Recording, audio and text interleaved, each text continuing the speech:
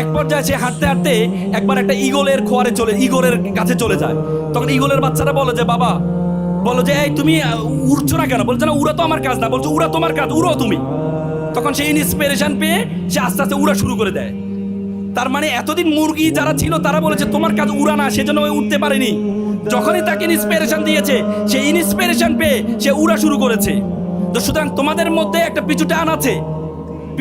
তোমরা দেখো, বায়ুশাস্ত্রবিদ বলেন ভ্রমর, আমরা যে ভ্রমর দেখি, ভ্রমর যে ডানা, এ ডানা ওয়েট যতটুকু, তার বডির যে ওয়েট, সে ওয়েটের আলোকে সে উড়ার কথা না, কিন্তু সেই দিব্যি উড়ে বেড়ায়। কারণ সে জানে না তার এই যে ডানা থেকে তার শরীরের ওজনটা অনেক বেশি।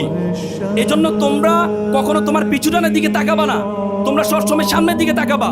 একবার একটা মাছওয়ালা, একটা ব্যক্তি দেখলেন তিনি মাছ ধরছেন। তিনি বড় বড় মাছগুলো ধরে ছেড়ে দিচ্ছেন, আর ছোট ছোট মাছগুলো কি করছেন, তার পাতিলে রাখছেন।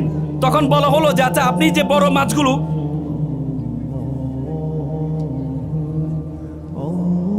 আচ্ছা আমি আসলে এই ঠিক আছে, রাজনীতিবিদ, ওনাদের ব্যস্ততা আছে, অনেকগুলো প্রোগ্রাম আছে, এই জন্য ওনারা সময় পাচ্ছেন না। আমি এই ছিল তোমাদেরকে নিয়ে কথা বলবো, কিন্তু সময় স্বল্পতার কারণে তোমাদেরকে আমি এক দুটি কথা বলে আমি কথা শেষ করব।